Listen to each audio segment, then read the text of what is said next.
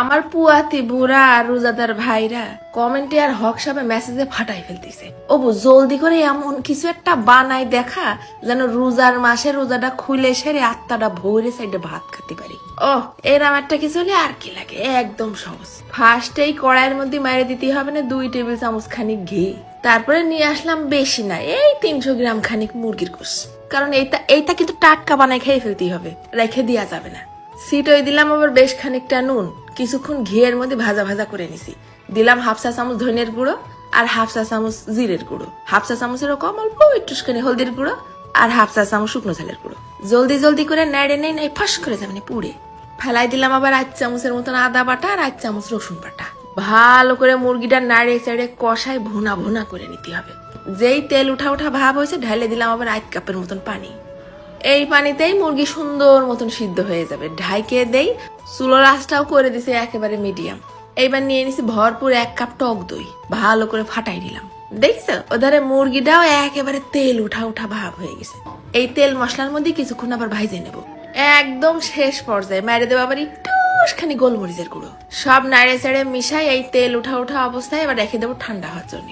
এবার কড়াইয়ের মধ্যে নিয়ে নিলাম আরো খানিকটা ঘি। ঘিটা গরম হয়ে গলে গেলি ঢালে দিলাম 1/2 চা চামচের মতন হলদির গুঁড়ো আর 1/2 চা চামচের মতন শুকনো ঝালের গুঁড়ো। চুলোর আঁচ কিন্তু একদম লো করা, যেন আবার ফস করে পুড়ে না যায়। ঘির মধ্যে ঝাল হলুদটা মিশাই নিয়ে গরম গরম ঢালে দেবো নিয়ে এসে ওই টক দইয়ের পর। আরে বাবা, তোমরা শুকনো ঝাল না খাতে চাইলে এই জায়গায় কাঁচা ঝালও থেতো করে মিশাই নিতে পারো, কেউ কামড়াতে আসবেন না, কোনো সমস্যা নেই।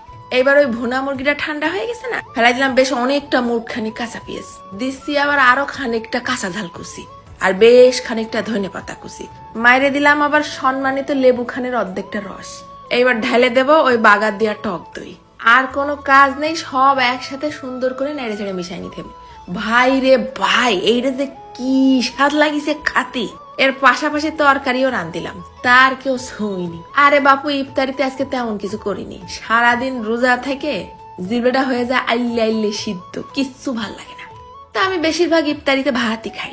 গরম গরম ভাতের মধ্যে নিয়ে নিলাম ঝাল পেঁয়াজ দিয়ে মাখানো দই চিকেন।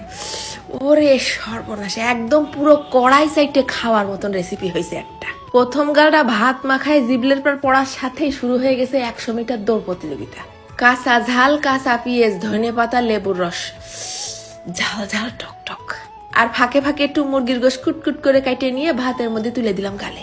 টক দই কিন্তু পেটের জন্য খুব উপকারী, তবে যদি সরাসরি চুলোয় দিয়ে রান্না না করা হয়।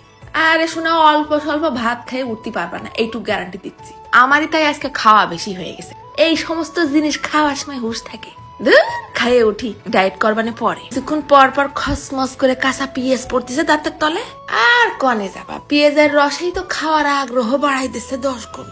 ঘরে যদি 2-4 পিস মুরগি থাকে, দেরি কেন, আজকে টুকুস করে বানাই খেয়ে দেখে নি। চলে গেলাম, ধন্যবাদ।